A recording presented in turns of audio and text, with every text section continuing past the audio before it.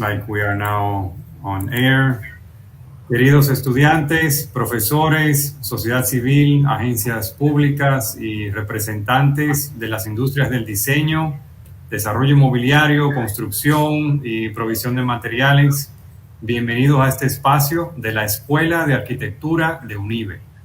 El foro de la Escuela de Arquitectura de UNIBE sobre arquitectura inmobiliaria se propone junto a la industria y a la sociedad civil desde 2018, esta es nuestra cuarta edición, crear respuestas a las preguntas: ¿cómo puede el diseño arquitectónico y urbano de los proyectos inmobiliarios sumar al desarrollo sostenible de la ciudad?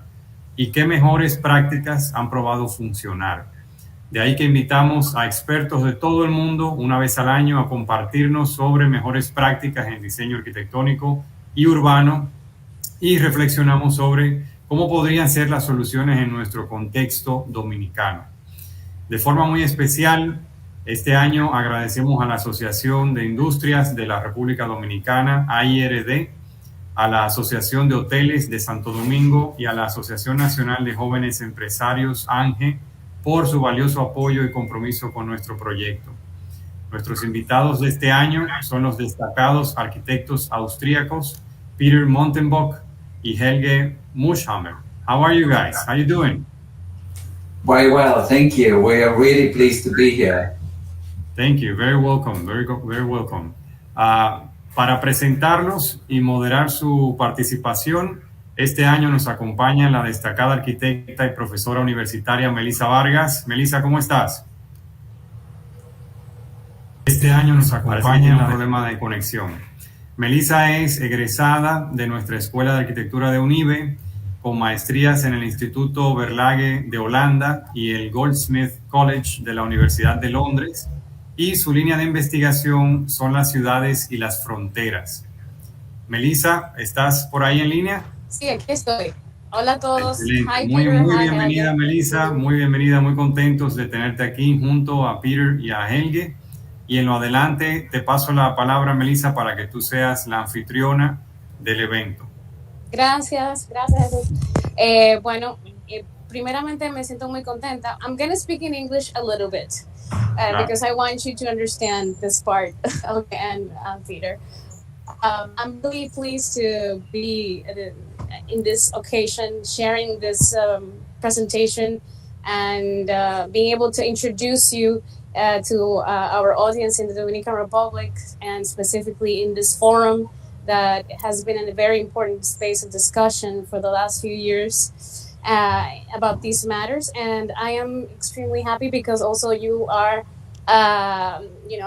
part of my history in a way, in terms of my education and the fact that we have actually collaborated in research and coincided many other times before this one, which I think is a great sign that that we've gone, even though it may be surprising, right? Voy a hablar un poco de Peter y de Helge. Peter Mortenbock es profesor de cultura visual en es codirector del Centro de Arquitectura Global y miembro de investigación del Goldsmiths College, que es la institución con la cual coincidimos hace unos años. Su investigación actual se centra en la arquitectura de la comunidad política y la economización de la ciudad, así como el uso global de materias primas, infraestructuras urbanas y nuevos públicos de datos. Junto con Helge Muschhammer, ha sido comisario del Pabellón de Austria en la Bienal de Arquitectura de Venecia del 2021, que explora el tema del urbanismo de plataforma. Es investigador principal del proyecto Platform City de Austrian Science Fund. El nombramiento de Peter Mortenbock en la TW Wing fue precedido por otras dos ofertas de cátedra en Viena, como profesor de diseño arquitectónico, geografía, paisajes y ciudades en la Academia de Bellas Artes de Viena, y profesor de teoría de arquitectura en la Universidad de Applied Arts de Viena. Sus últimas publicaciones en coautoría con Helge Muschhammer incluyen Informal Market Worlds, The Architecture of Economic Pressure, para la cual también me siento muy feliz de haber dado un pequeño aporte desde aquí, Visual cultures as opportunity, data public plurality in an era of data determinacy, platform urbanism and its discontents. Por otra parte, Helge Moshemer es arquitecto, autor y curador, y realiza investigaciones urbanas y culturales en el departamento también de cultura visual de TW Wing. Es codirector del Centro de Arquitectura Global, investigador asociado en el Goldsmiths College también de la Universidad de Londres. Ha iniciado y dirigido numerosos proyectos de investigación internacionales centrados en cuestiones relacionadas a la economía urbana, postcapitalista y la informalidad urbana, incluidos los proyectos de Austrian Science Fund, arquitectura relacional, otros mercados, para la cual también colaboré un chin ahí con un texto, incorporación de la informalidad. En 2008 fue investigador en el Centro Internacional de Investigación de Estudios Culturales en Viena. Ha enseñado en varias instituciones, incluida la Universidad de Arte y Diseño de Linz, la Merz Academy Stuttgart y Goldsmiths College en Londres. Sus últimas publicaciones también han sido en coautoría con Peter, y actualmente vamos a escucharlos a ambos en este momento, hablarnos sobre todos estos conceptos sumamente interesantes que han podido desarrollar a través de sus investigaciones y que en el contexto nuestro, in our context, I'm now going to switch, that all your research for us is simply incredibly interesting and something that we think is very useful. And to hear ideas from maybe other contexts where we can find similar situations, or where you can have actually identified patterns that can be useful for intervening and finding solutions for territories in general. So there you go. Welcome. I'm really happy. So let's hear you. Okay, thank you so much, Melissa, for this kind introduction, and thank you, Jesus, as well, for introducing us and for this kind invitation to join us in Santo Domingo, albeit only online, which is a shame. But we hope that there will be an opportunity to travel soon and to visit you physically and be in the Dominican Republic at some point in the near future. It's a real pleasure to be with you and to share our ideas and the work with you, not least because of the familiarity that we have with both your work, Melissa, and Jesus. And we really appreciate your work so much, so that we think it's going to be a very fruitful exchange also for us. So we have agreed on a time frame for this presentation, and we want to keep it compact and short, so that we have plenty of time also to engage in a dialogue, which is really important for us to learn about your own situation and to see how what we are going to present, how that resonates in your particular context. So that's what we're really curious about.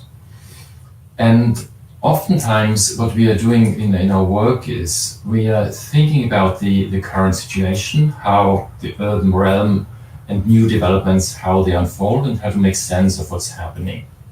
And we've been doing this over the past decades, and one of the most recent forms of engagement that has surfaced for us was to think about what digital platforms and social media, not generally, but in particular what digital platforms do in the urban realm, what kind of impact they have for the ways in which we live together, how new kinds of urban fabrics are being generated through the forms of, through the ways in which digital platforms, how they provide services for us, how we use these platform services, and how we go about different things in the urban realm, certainly in a very different pace, in very different mode.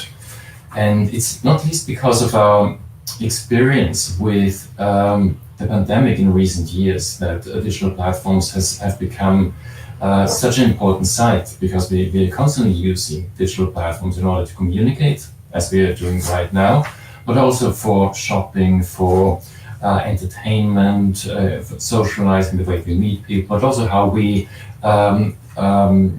consume different kinds of services, be it health services, be it whatever kind of provision we are relying on. So digital platforms have become such an important feature in our urban coexistence, and we think that some impact can already be felt on the ground in the way in which new forms of architecture, new kinds of urban typologies have emerged. And so the talk today we've in a way tentatively titled The Platform City.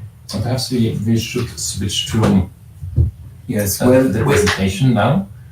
We've tested this before and we are very hopeful that it will work, but if something goes wrong at some point, please just chat. We'll also keep an eye on the chat, but I'm not sure that we will always be able to see the chat actually, because the way we've tested it means that we have to switch to kind of full screen mode in order for you to actually being able to see our PowerPoint slides in presentation mode. So perhaps if something goes wrong, just if somebody could just chat and we'll try to fix this. So give us a shout if something goes wrong.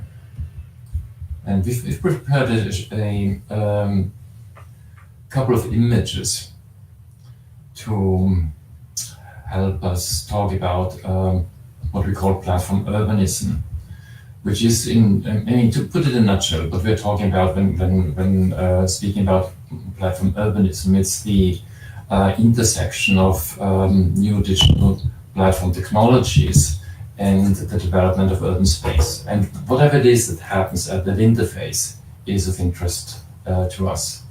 And as I said before, during the pandemic, we've become so used to digital technologies and digital platforms in all aspects of our lives. And one of the things, I'm sure you're experiencing similar phenomena. One of the things that we've experienced is that the way we are confronted with architecture, the way we experience architecture, that has changed a lot. And it's to do with lockdowns and spending more time at home and watching TV and being online for longer periods of time. And what I wanted to show you for that reason is that the way we appreciate and we think about architecture, that this has changed as well. And it's also thanks to TV shows such as HGTV channels dedicated to home refurbishment and gardening to some extent, but basically to property and property development, that we experience architecture in a very particular manner.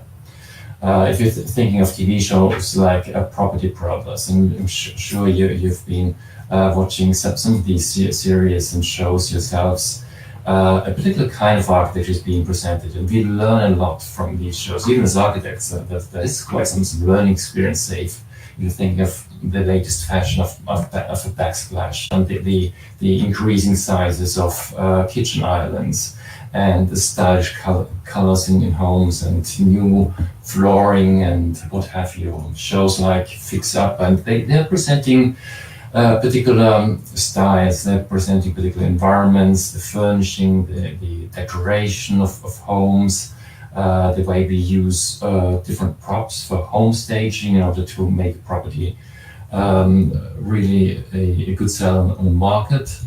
And just, these are really the highlights that are on show on HGTV, be it Flip or Flop, or my lottery dream home with the most stylish environments that one could think of.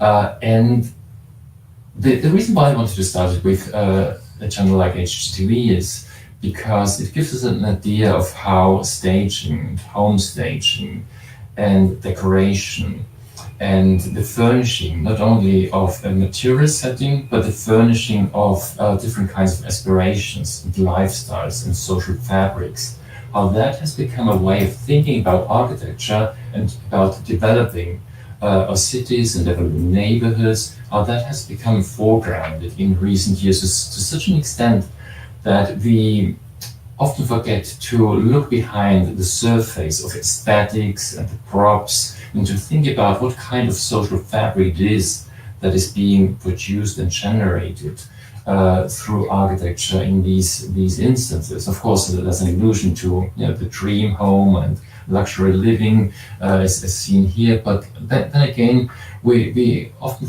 forget to think about who's living in these sort of properties, who are the people there, what kind of social fabric is being knitted outside. If you're thinking of neighborhood life, you're thinking of the urban fabric, thousands and thousands of people living together. And how do we go about this in terms of planning, in terms of architectural design, which is such an important question. But what we experience at the same time is that the kind of props that we see presented in such TV settings is also something that is being used to furnish different kinds of environments that we are frequently inhabiting ourselves, be it office spaces, as you can see here, different kinds of office spaces that are furnished with perhaps the most hideous and unlikely kinds of inventories that one could think of when considering an office space. Slides that have become a staple for decorating office spaces in order to introduce some kind of fun element in an office environment, or these kind of parts where people can retreat to and have some more intimate experience of their own work and some more focused experience perhaps, but also the sort of more dedicated gestures towards play and fun. So the kind of rhythm of urban life to do with live, work, play, shop, all these holistic environments that we are fabricating. And when traveling to California just before the pandemic started, on our visit in LA, we also visited different co-working spaces, and we came across this really wonderful superb kind of installment of a co-working space called Second Home by Selgascano architects, who've produced this luxurious series of pods that you can rent on a monthly basis and have smaller working groups congregate around this table. You have office workers looking into this green setting, and everything is very colorful and beautiful.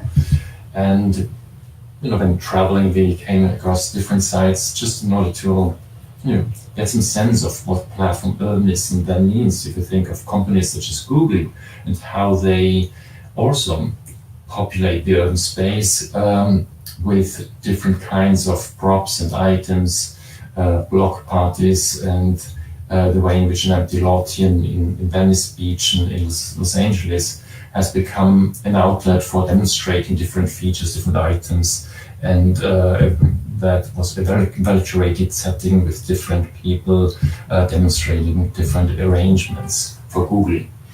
And Lyft, another platform company, in the way in which urban space becomes a staging ground to demonstrate the spirit of platforms. And of course, it's not just billboards, the hoardings that one can see in urban space, it's also cars, be it Lyft cars or Uber cars that are constantly moving around cities and give us some sense of what the platform city is about. It's about constant movement, it's about constant availability of services, which is why we are talking about on-demand cities in which we can consume services 24/7 as we wish. Another feature perhaps, and just talking you through different forms in which the platform city becomes visible to us if we look more accurately at different urban sites. And one such site is the way in which crowdfunding schemes have become part of the urban landscape. And these are two different examples for that. One is an example from New York in Manhattan, Lower East Side, Lowland Lab, which was an underground urban garden that was funded through crowdfunding scheme, through some crowdfunding platform. Can't remember whether it was Kickstarter or some other platform, and people could donate money to have this underground park being built in a disused urban site. And as a visitor, you could see first examples of how plants would grow underground. Also, if you're thinking of infrastructure like bridges, crossings for pedestrians, these could be financed by crowdfunding schemes, and that has actually happened. For instance, in Rotterdam, where it's a series of bridges that cross heavy heavy traffic lanes and lead from one building to another. Another instance are then nodes within the urban fabric, which you could typically call innovation hubs, hubs of creative production, hubs where people who work in creative industries meet, and again, you need a certain density in such places that people can exchange skills across different kinds of profession. And these are just some examples of different cities where such innovation hubs have been developed in very peculiar and particular sites. Like what you see in the right upper corner is a former prison turned into such an innovation hub in Amsterdam.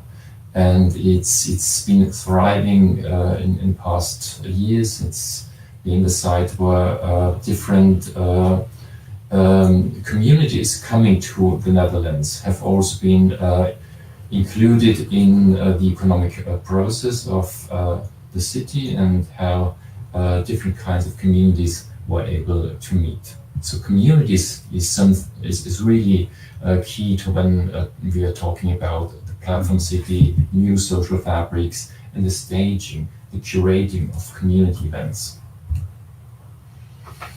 And the idea of community, of course, is something that pertains not only to dedicated, say, community spaces, but often work environments. They become communal spaces as well. And that's when we're talking about co-working spaces.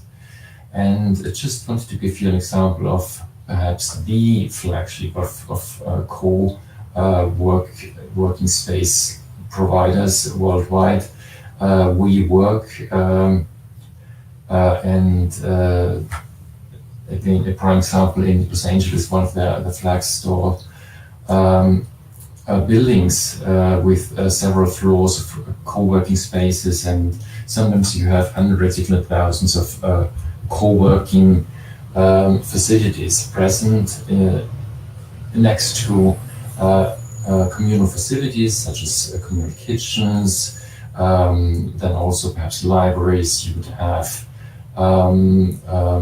fitness centers, you would have, all sorts of different items and conveniences in order to provide something for leisure time as well. So these spaces, they become havens for 24/7 activities as well, not just for work as such, but work that is also one's own leisure time and the experience of fun. Now, if you're thinking about this not in terms of a single building, but in terms of how urban fabrics can be produced, what we are coming across in so many different cities now are these kind of villages that basically consist of stacked containers. And perhaps the most prototypical example for that is something that we've come across in the city of Amsterdam in the Netherlands. This is a site next to the university.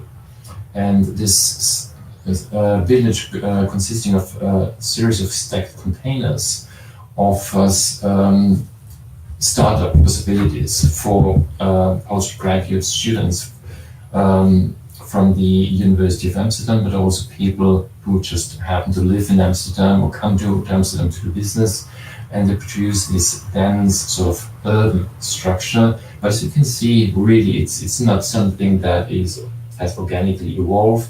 It's quite raw in terms of this being literally stacked containers. The most basic form that we can think of in terms of architecture, flexibility, and modularization, adaptability, and so forth, which is why as architects we often like to play with containers. And here you see, perhaps quite fittingly, in the background a data center, because the way in which we're thinking of the platform economy is, of course, intrinsically connected to data economies, to the way in which we harvest data, we make use of data in order to make businesses thrive. And platform businesses, they're all about the collection and the exploitation of data and using data in order to predict future behavior. So the proximity of a data center and a startup village, again, almost in the same shape of the container, is no coincidence at all. But a container can mean so many different things at the same time, and we see such container villages in so many different cities in order to be available for trade, for tourism as well. Such sites, say the one on the left top corner in Lisbon, that has become one of the top 10 tourist destinations in the city of Lisbon in recent years. And you have cafes there, you have people going about the businesses, and it's a meeting ground of so many different people. As you can read here, the container villages, that they are a symbol of flexibility, connectivity, and signify creative work. And this is a quote from a book that Helge and I have edited quite recently. We're going to talk about the book later on. And we are comparing these ideas of container villages to something that has happened way earlier, in the 1960s, 1970s, when the idea of a sort of containerized urban fabric, or an endless urban fabric, has emerged in so many different architectural utopias. And the key site to talk about that is the Fun Palace, which was an idea developed by John Littlewood and Cedric Price around the possibility of a potentially endless space where one could develop different forms of businesses. One could also enjoy one's free time, do whatever one wants to do. And Joan Littlewood, as a theater producer, she wrote different texts and poems, and she just suggested different things that one could do there. Where she's here, there's a line where she's writing, just sit out of a space with a drink, tune in to what's happening elsewhere in the city. So everything becomes possible in such spaces. And here's a demonstration of how the Fun Palace would look like inserted in the existing urban fabric. And similar ideas, of course, that have arisen at the time, from Archigram's Plug-in City to the No-Stop City by Archigrum, suggest the idea of an endless space with a plurality, unlimited, literally unlimited possibilities, and people just populating space without any obstacles that would be in the way. And we were thinking about how these different forms of elements, these different elements of platform urbanism that we've just seen, what binds them together. And as we just saw, things have to do, these elements, they have to do with social fabrics, with being together, with everything, co-living, co-working, co-learning, co-education, what have you. Everything is done collectively in the sharing industry. That is sort of the background, but also the engine that drives the furnishing of a kind of new urban fabric.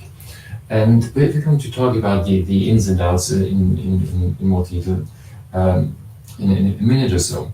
But if we step back again, what we see also happening in our time is that people have started to withdraw from this 24/7 landscape, from being constantly busy and being co-working, being co-living with others. And we've been seeing a similar way for people withdraw from that completely, live somewhere where nobody else lives. So this hyper-individualization is happening at the same time. And we're thinking that perhaps if we balance these two different situations, the omnipresence of us everywhere, all the time, and the opposite, the wave of thinking of withdrawal, we have to come up with something that escapes both of these two different opposing tendencies, and we have to develop different terms like improvisation, hapticality, different terms of planning, perhaps, and that is something that we're going to talk about as we wrap up this little presentation. So as Peter has already emphasized, the purpose of these first few slides is to try to illustrate and contextualize what we mean when we talk about platform urbanism. And the most exciting question about platform urbanism is perhaps the one whether this is actually really about a fundamental change. Are we really confronted with something that one could call a paradigm change, or is perhaps platform urbanism just something indicative of the very speculative nature of these kind of disruptive technologies that try to and love to create a big hype, but then at the end of the day, things just continue to be undertaken in the conventional and already trusted and used way. So is this really going to change the world as we know it, or is this just something that just tries to create a little bit of fuss? And this verdict is still out.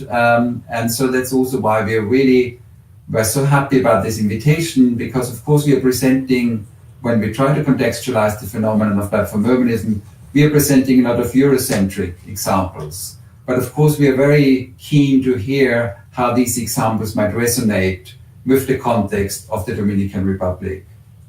And so one aspect that makes it perhaps quite difficult to judge platform urbanism is that it's indicative of platforms that really break things down into tiny operations. So we are hardly confronted with a big change, a massive change that is immediately recognizable. So if you would think about the Industrial Revolution, for instance, you would think in terms of architectural dimensions, you would think about factories, you would think about chimneys, you would think about working class housing districts, all very big changes. But with platforms, it's different. But at the same time, they could have a fundamental impact. And that has to do with the fact that platforms change the way we think about this kind of eternal dilemma of supply and demand. What platforms argue, what their biggest benefit is that they can advance the challenge of solving the riddle of supply and demand by providing real-time information. So platforms have a means to optimize this challenge because they have access to real-time information and therefore always know exactly what is needed where and what is available somewhere else. And they then step in to connect supply and demand, as it were. So that's the big benefit, the kind of asset that platforms claim to have. And you could think about many different platforms. You could think about dating platforms, for instance. You could think about platforms that organize food deliveries, but then you could also think about platforms that organize the housing market. What does it do with the housing market if suddenly we have access to a communication technology that allows us to immediately connect supply and demand on the housing market? And I want to show you an example here from London of such an kind of innovative housing scheme. The title of the enterprise behind it is The Collective, and they are running a couple of different developments at different sites in London. So this is an image of their first major development in West London, Old Oak, and it's a co-living development. And what does co-living mean? It means that it tries to respond to contemporary needs in a different way as conventional housing stock would do. So there's this idea that young people in particular, once they've just graduated, they have different needs. They don't need like massive flats with a bedroom and a very well-equipped kitchen, bathroom, etc., in the living room. Rather, they prefer to share space with their peers. They prefer to mingle. So their needs are different. All they would need is maybe a much smaller individual space, but that very small individual space can be accompanied by other offers. So just going through a few impressions of this development, but you would perhaps want to have, of course, a co-working space, but you would also want to have perhaps a cafe in your building. This is an impression of a reading room that's part of that development. And it's quite interesting how that reading room is also furnished architecturally, what role design plays in creating the illusion of a reading room. Then, as I've mentioned already, the co-working space that then can be transformed into a bar in the evening. And in addition to all these different kind of communal spaces, like a communal kitchen, this co-working space, there's also programming provided by the development itself. So every weekend, every Friday, for instance, there's a communal barbecue organized on the rooftop terrace where you can mingle with your neighbors. And all that are added benefits. So it's a very different package of housing that is offered here. As I've said, a very small individual room, but then this is kind of extended and expanded by a whole array of communal spaces. And you can see here the laundry, which can often be part of a larger development, but this laundry is also fun. It's probably doesn't really function as a discotheque, but it has an ambience that you would like to perhaps hang out there while you watch your laundry being done, and you kind of follow the cycles of the washing machine. But there's a real kind of dialogue happening here between all these different services provided by this development and the design with which it is executed.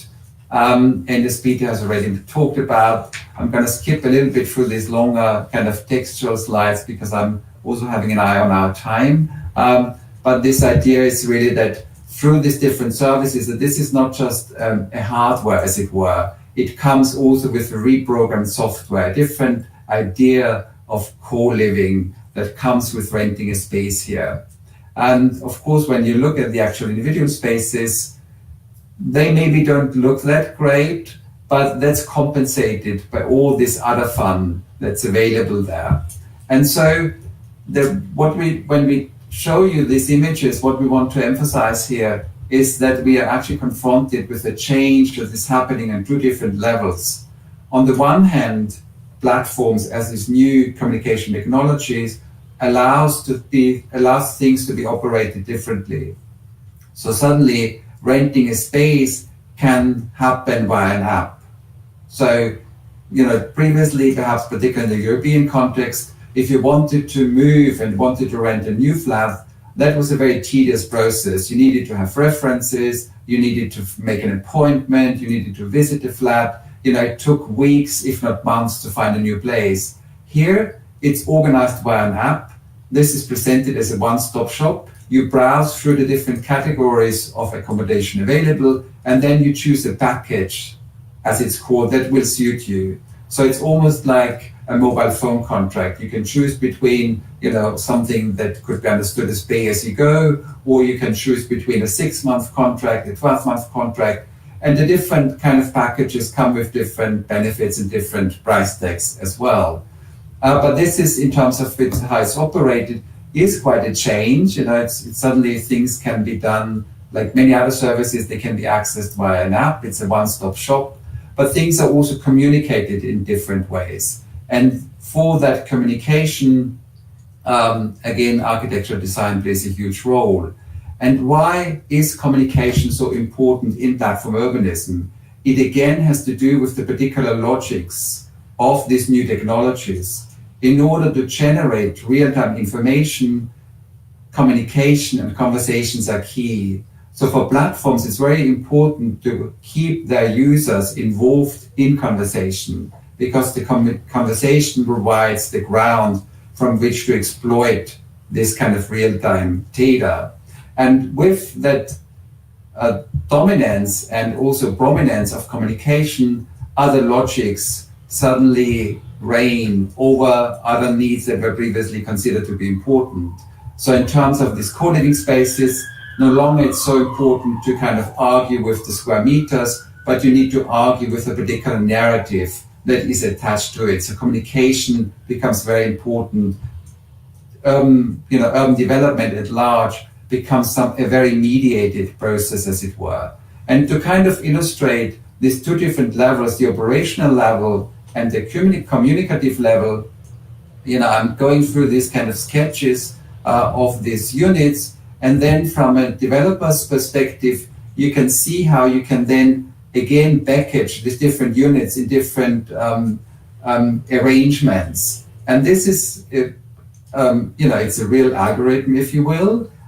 It's a calculation, it's a spreadsheet, but it's a spatial spreadsheet. So you can calculate as a developer, what if I combine X number of units with Y number of services and conveniences that I will offer in this development. And then you can calculate the associated costs that come with the different units. And that's almost like a naked kind of architecture that then gets wrapped with an elevation, which then creates the actual illustrated narrative of this new type of urban life. And I think you get our hint that we do think that these are real fundamental changes, that suddenly, because we have almost parallel universes where the urban developments are part of a calculation, and then urban development becomes part of a cultural narrative that's presented to us via different media. But the important part that we need to achieve, and which I understand is also the task and the aim of this forum here today, is how can we bring these different forums of engagement and also of kind of knowledge, if you will. How can we bring these different forums together again in a kind of critical discourse? So just to kind of contrast the architectural drawings with some impressions of the realities on the ground. Again, I'm just going through photographs that we took of this, the first development by the collective in West London. And on the real estate market, in the forums of the real estate profession, there's quite a big interest in this new typology of co-living. Different statistics are produced about this emerging market, what it might promise in the future. Again, as I've said, it's very Eurocentric, this presentation here, but I'm personally certainly not aware how this typology is currently evolving in the context of the Dominican Republic, but certainly in the United States of America, there's also a big market for this new type of urban development. And I won't go into detail, but just to emphasize, can you please check? Mm-hmm. Yeah. Just to emphasize that this is not the one-off example, but this is a real market. Another development here in the context of London, which is much larger development actually compared to the collective. It's called Tippi. It's now been rebranded again, but at this time when we did the research, it was still called Tippi. And it's a massive, massive development close to Wembley Stadium, and it's transforming the whole neighborhood into a new playground for a particular demographic, I should say.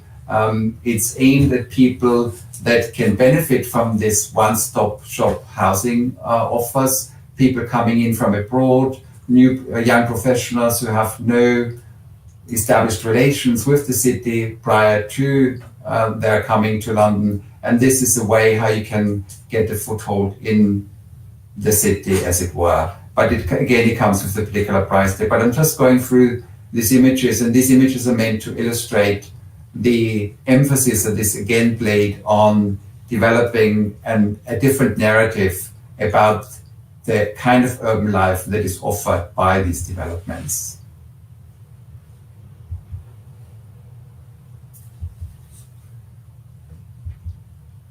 And in a way, there are hundreds of different kind of arrangements available, but you can choose like if you would choose from a menu.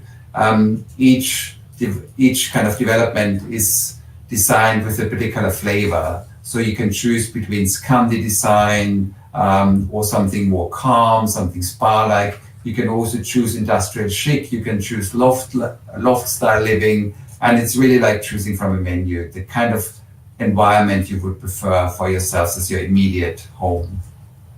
And that's then some of the kind of realities on the ground.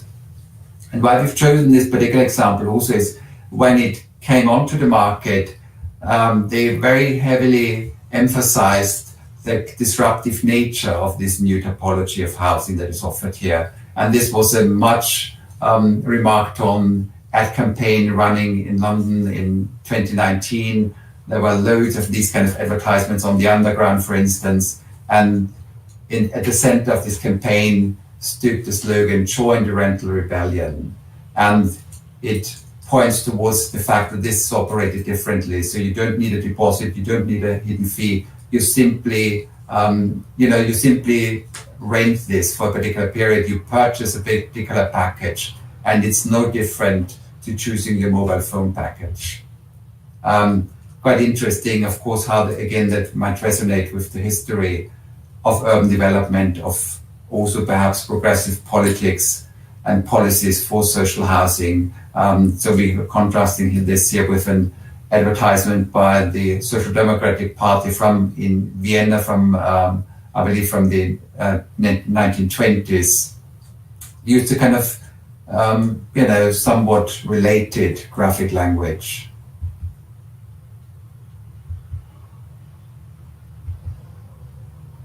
And there were similar developments.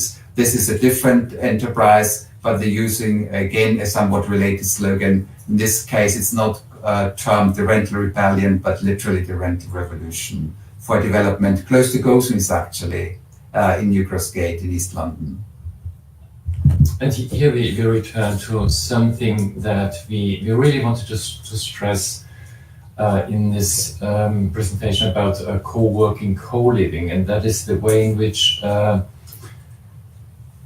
we're creating environments of different kinds, of different scales, that demonstrate and that echo some kind of ambition of how we want to live together, the way in which we want to be together as a community, as groups of people. And that is, so I thought I'll show you two different examples of, say, the lower end and the upper end of what co-living currently seems to be. And this is, as you can see, probably the lower end of co-living, a quite affordable space in Los Angeles, with an individual square footage of some 2 square meters per person, which is literally a bed that one can rent here. And there are events in the very same space, and people play music, there are talks and conversations, film screenings, everything happening within the same sort of warehouse typology. This is really a space that people rent in order, say, for instance, incoming students in LA, in order not to just stay overnight in their own car. That's a cheap alternative to that.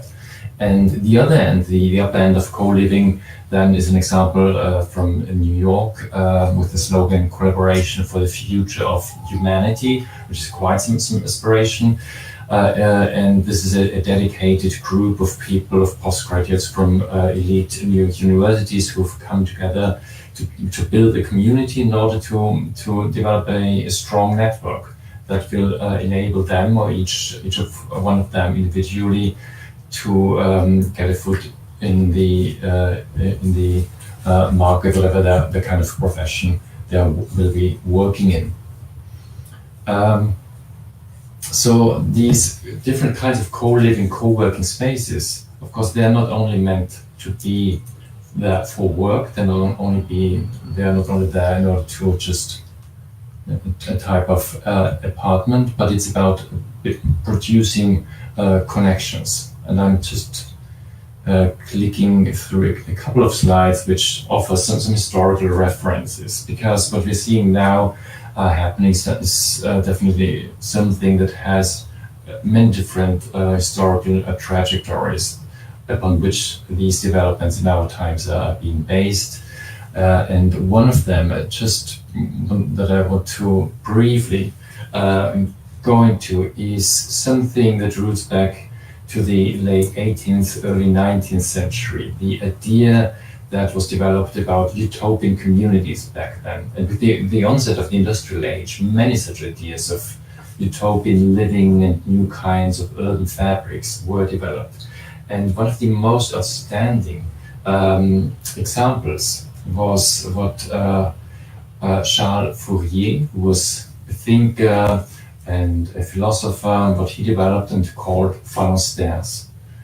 Van der buildings were, as you can see here, a rather baroque kind of typology. Typology, like it looks like a residential palace almost, and it's the material configuration of a community consisting of 1,620 people. And this number goes back to a precise calculation that Charles Fourier did when he posed the idea that there would be 12 different passions across different forms of human expression, like love, hate, envy, what have you, different kinds of passion that we have. And if you think of how they are distributed across the whole population, then you would have 1,620 different possibilities to configure them in different ways. And so that these 1,620 different possibilities would be an ideal community that should be housed in a phalanstère, which is sort of a production unit as well. People would go would engage in mainly agricultural production, but there would be theater companies, there would be stages, there would be celebrations, and the whole life there would be not about work and dedication and responsibility, but it would all be about pleasure.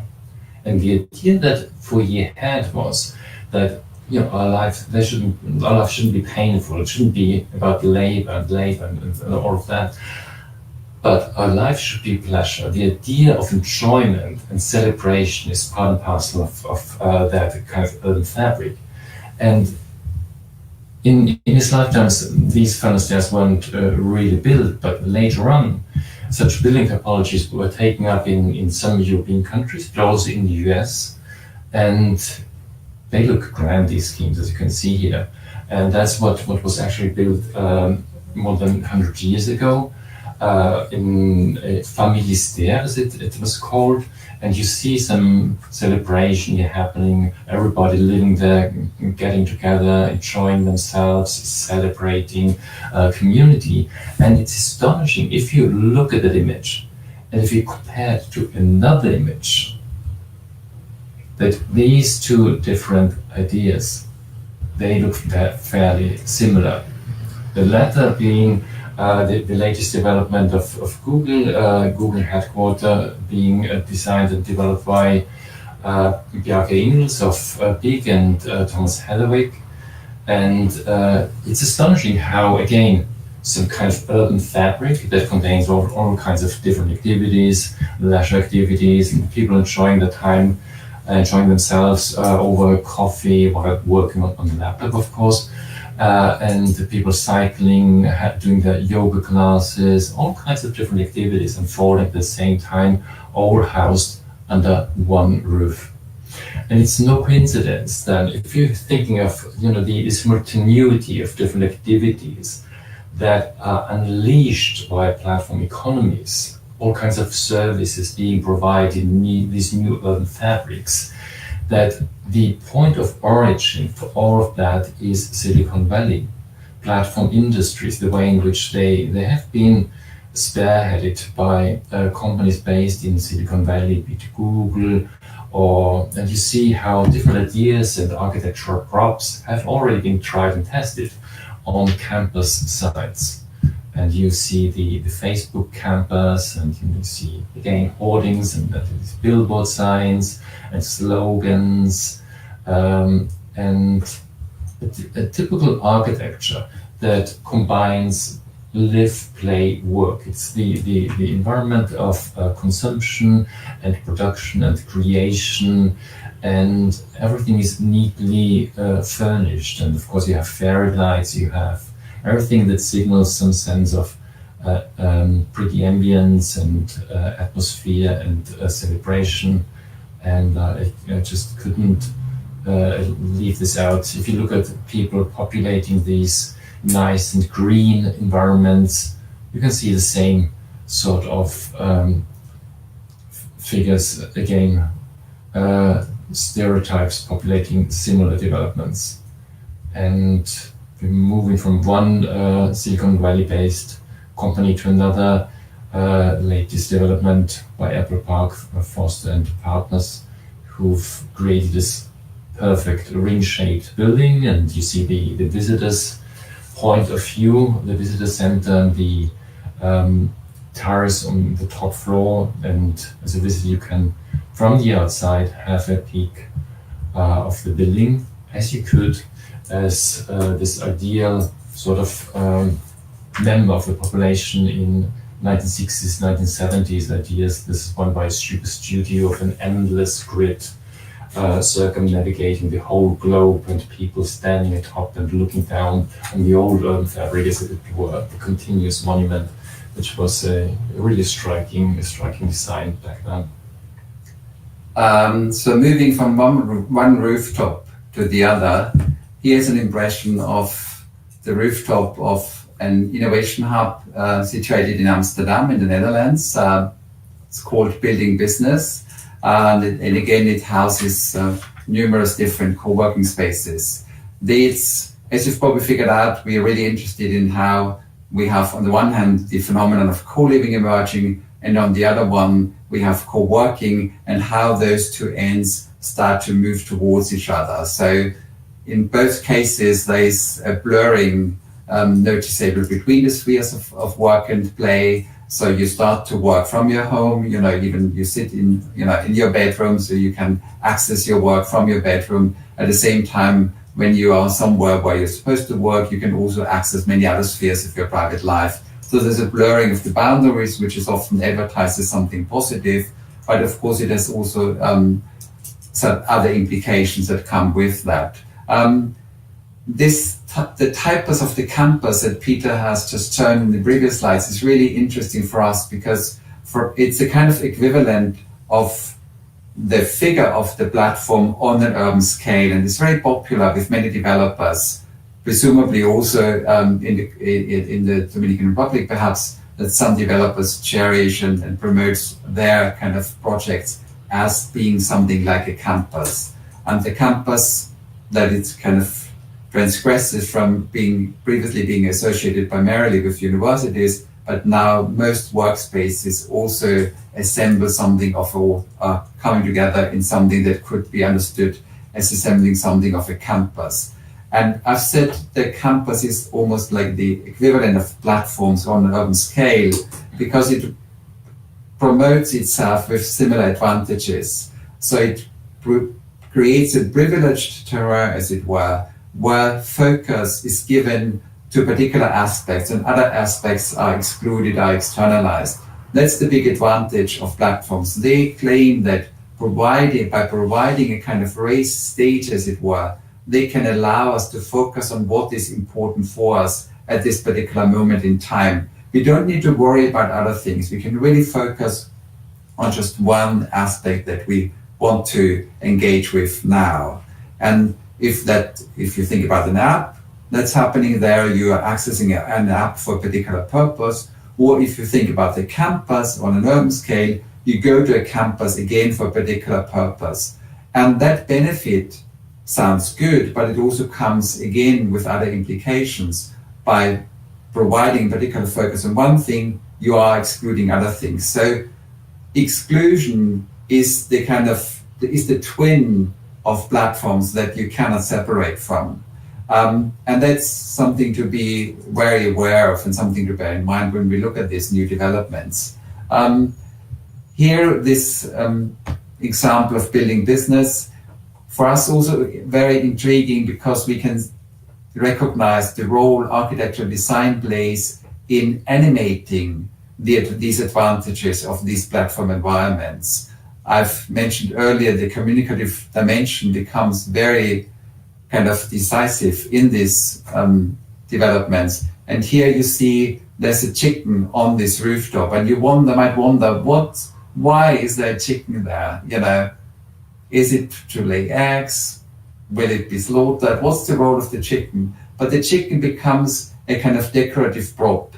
It's there, just like you can see here. This is, as some of you might be familiar with, is actually the wreck of a car once made in the GDR, the German Democratic Republic. but it's been transplanted from the context of Eastern Europe to this rooftop in Amsterdam, where previously no trabis were around, but those trabis were imported in order to be there, put on this rooftop, and to kind of help to animate the atmosphere of this creative environment, of this co-working development.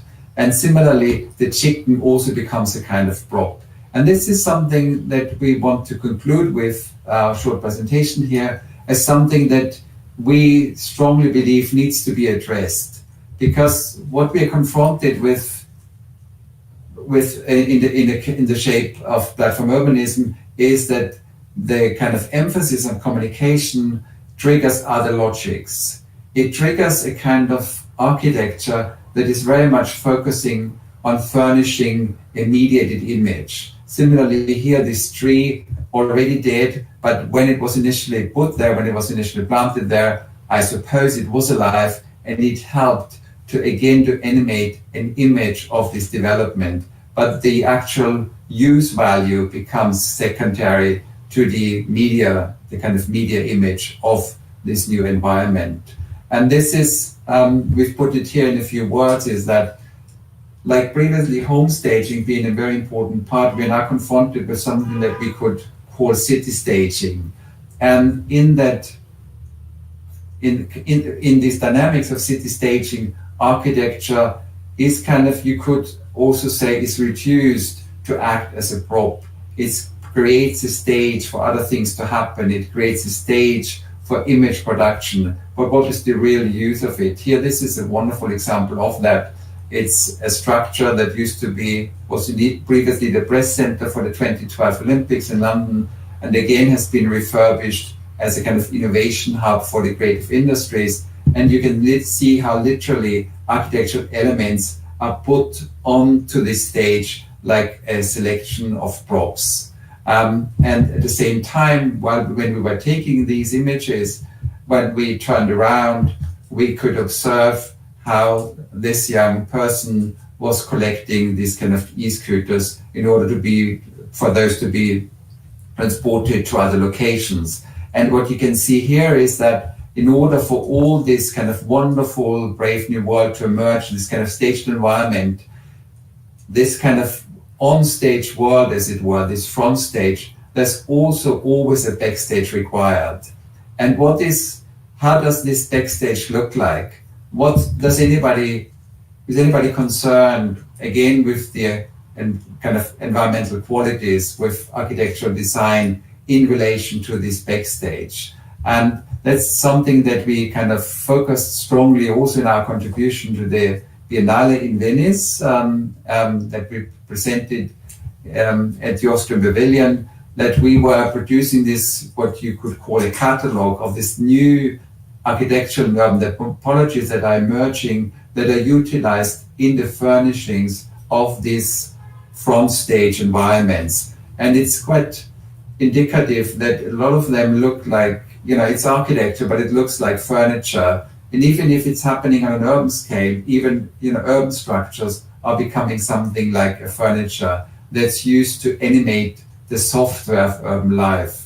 And that's what we are confronted with. It's this kind of front stage, but all the calculations, the algorithmic operations, all that is happening somewhere else in a different realm.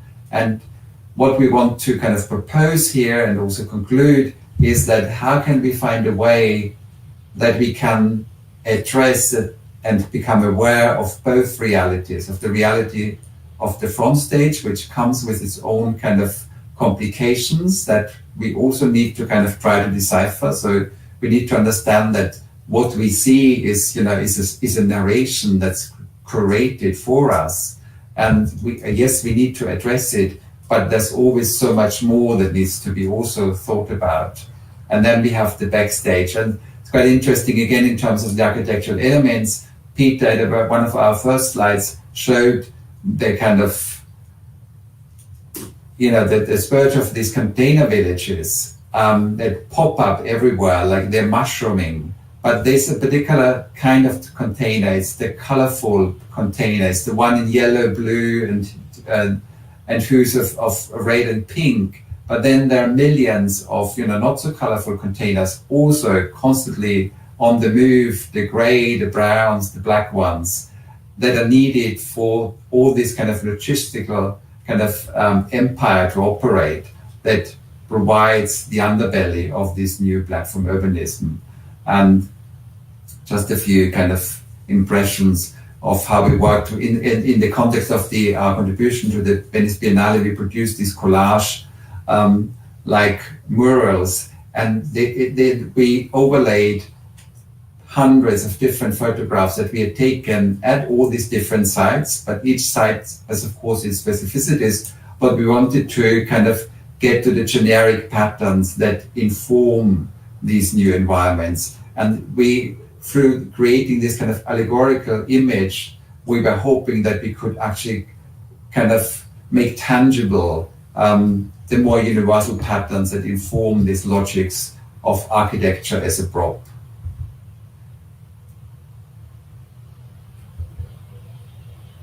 This is something I think we keep for the discussion. We've also structured this in this kind of along 7 different conceptual provocations by asking, is access is the new capital, which is one of our provocations, that it's no longer about, land, or no longer about, concrete of a housing stock, but it's purely about how you organize and how you can manipulate access to, whether it's access to people or access to goods, that this becomes the really decisive form of new capital.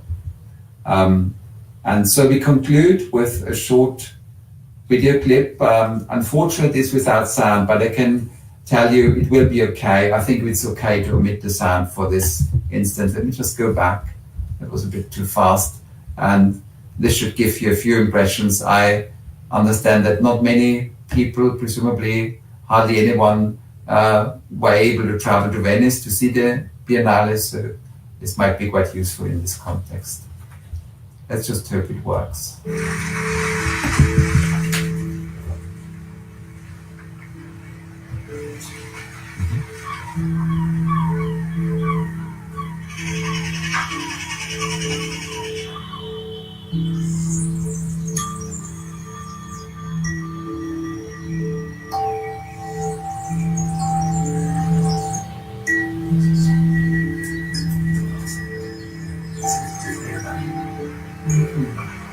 Contributes the heart of platform urbanism is the transformation from spaces of shared values into money-spinning machines.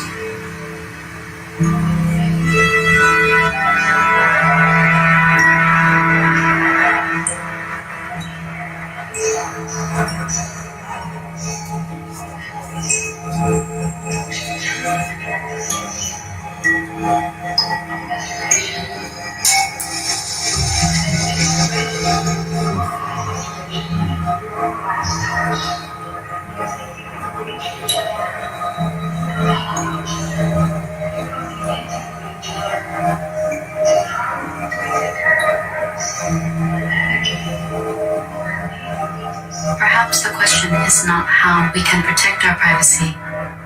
5G. It will become the lifeblood of the Internet of Things, which forms the lattice of platform urbanism.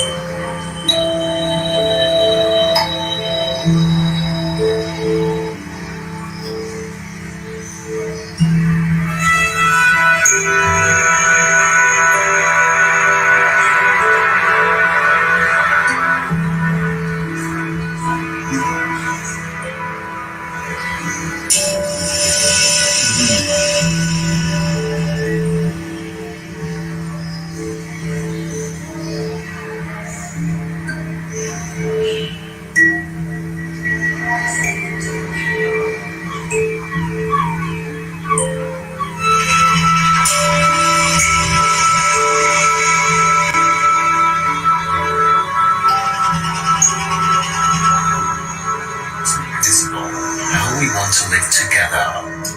Post images of architecture / places / cities that you would like to see more in the future on www.platform-austria.org. Let's break down the boundaries of the platform and make visible what it is that we like.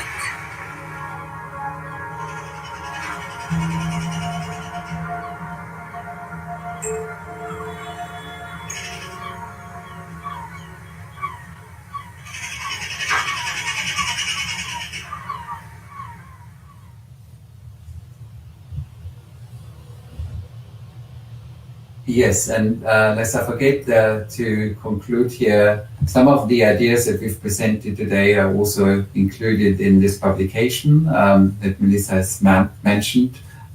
It's our most recent book, our most recent edited book, Platform Urbanism and its Discontents, and it includes the more than 50 contributions to the pavilion at the Venice Biennale, but also a fairly extensive introduction where we try to kind of deconstruct some of the things that are at stake in the context of platform urbanism.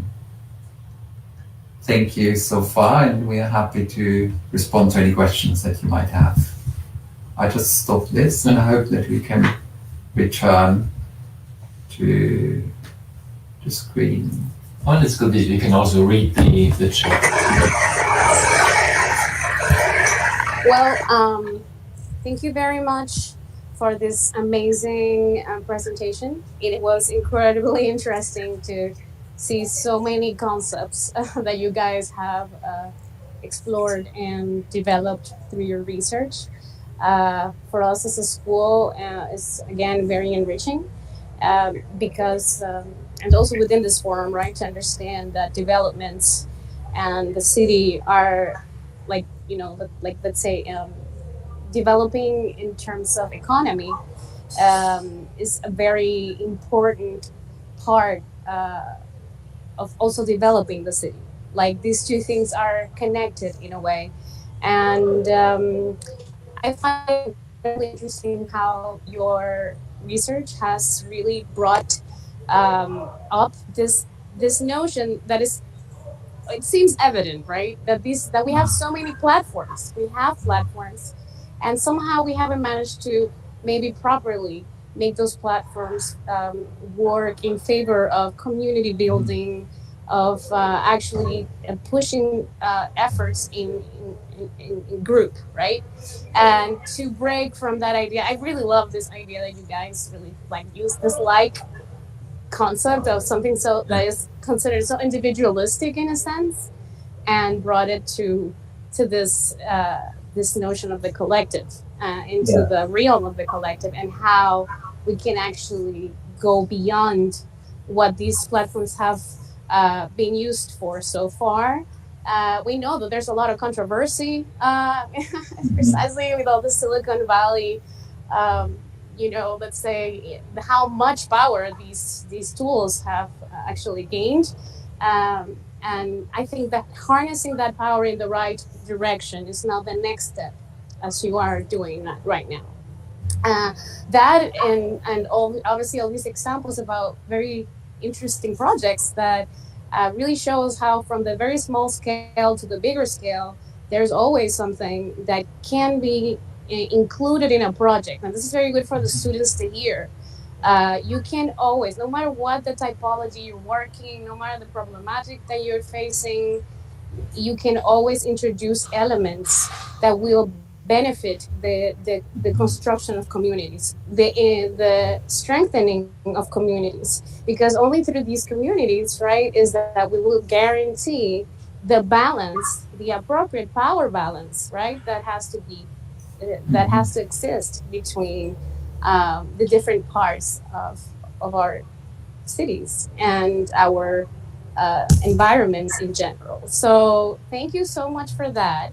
I'm going to see here in the chat if we have any questions. I still don't see any, but let me ask you, within the context of the Biennale, this whole concept of living together, of how after all these experiences we've had with the pandemic, and I think that part of the result of the Biennale is the fact that we are actually now having this conversation, which wouldn't have been probably possible or even conceived if it hadn't been through the Biennale. So how do you see now moving forward from this project? Like, what do you see as next steps?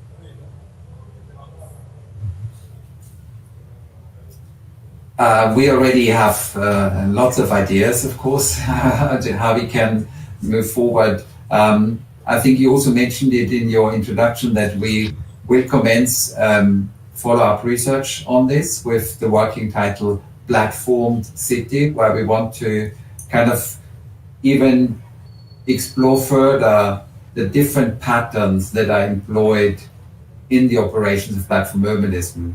And it's quite you've also pointed that it seems quite paradox that we feel so powerless when confronted with platform enterprises in particular, because wasn't the idea of platforms all about creating alternative space? I very well remember when we used the term platforms, it was always about how can we build a platform for something. It was always meant to create a third space for a kind of, discussion and alternative vision. And it was always this idea that platforms can be self-initiated. And even in the early years of many platform enterprises, they foregrounded this notion that a platform allows you to bypass established institutions. It allows you to what was then often called cut out the middleman. So anything peer-to-peer is something that can allow you to operate on a more democratic horizontal level. So the horizontality is often a value associated with platforms. And all that is still true. But what's not quite true, of course, is that platforms eliminate the middleman. They just replace the middleman. Previously you had to deal with institutions, now you have to deal with that entity that provides the technology of the platform.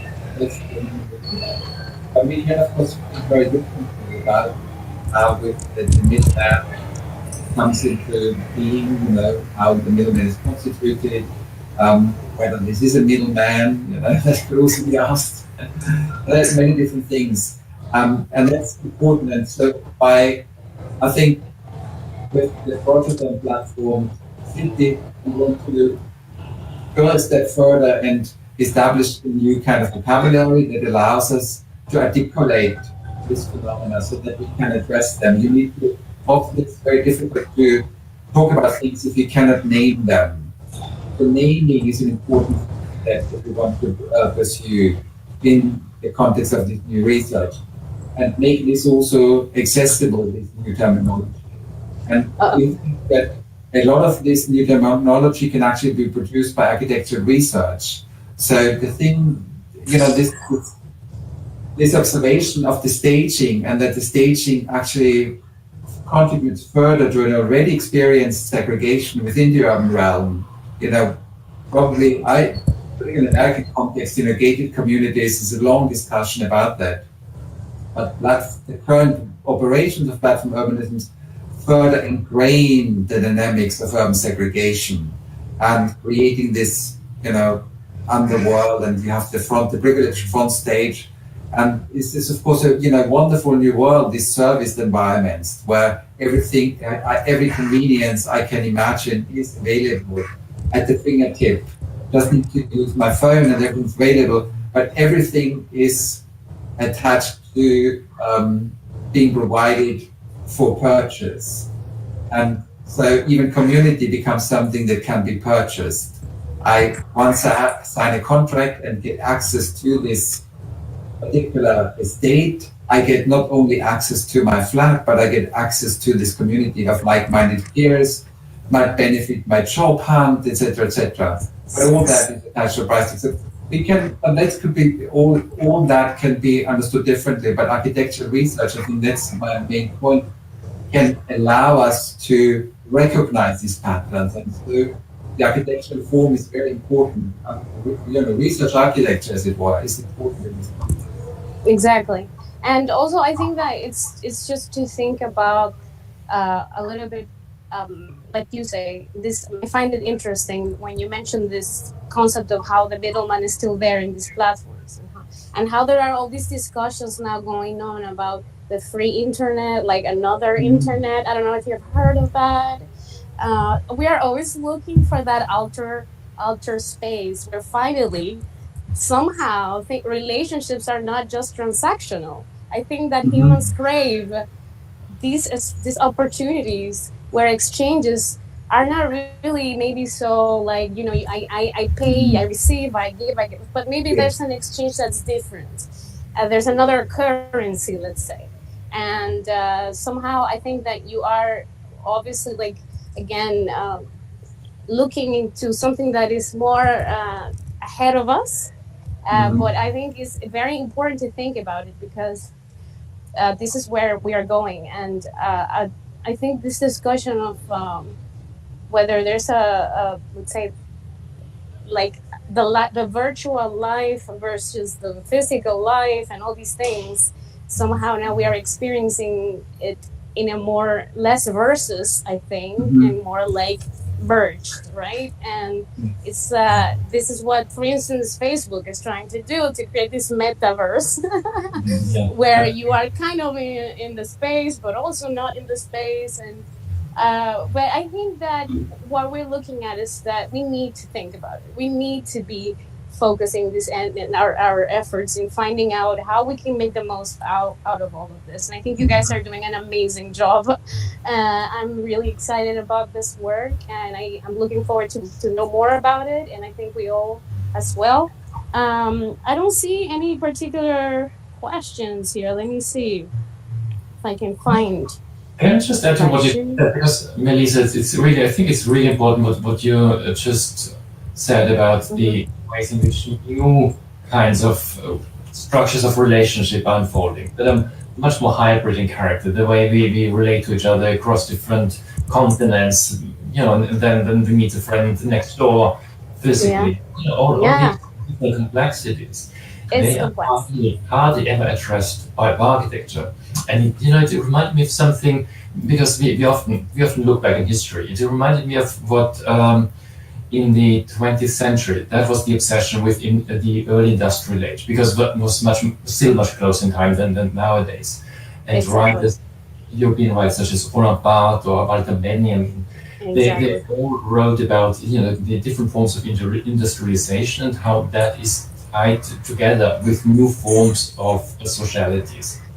And I remember in the Passagen, which is in English, the Arcades project, Walter Benjamin, he wrote about this idea of phalansters and foyers, utopian fantasies. And there was a sentence, I think it's really the beginning of the first volume of the Arcades project, where he writes that the phalansters like he compares them to the land of milk and honey, but generated by machinery of people. And we often tend to think about this land of milk and honey, but we forget about the machinery of people, that this itself is a particular design, the way this machinery is set up, the way we can connect to each other. And that is what platforms are about. And I think that within architecture, we need to address the way in which we can also design the interface between these sort of virtual connections or virtual communication and proper urban space. That is a design issue. It's not something that can be outsourced to some companies outside of architecture. It's a planning. That is true. Yeah, most certainly. I mean, I think that that's something we have to understand, that in the end, spaces and diagrams and all these sort of systems we create in the end are also a form of technology, in the sense that they are producing something.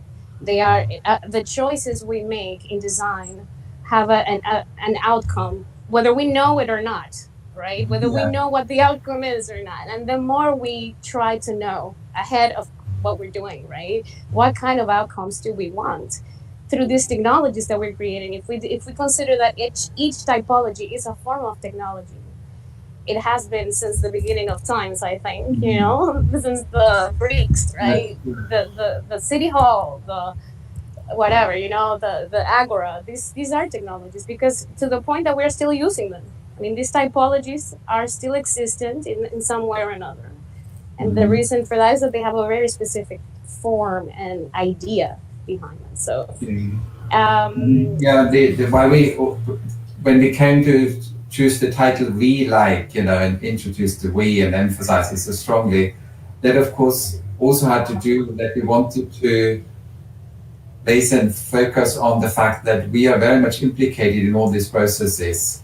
We are not passive and we're not outside. We are pretty cool.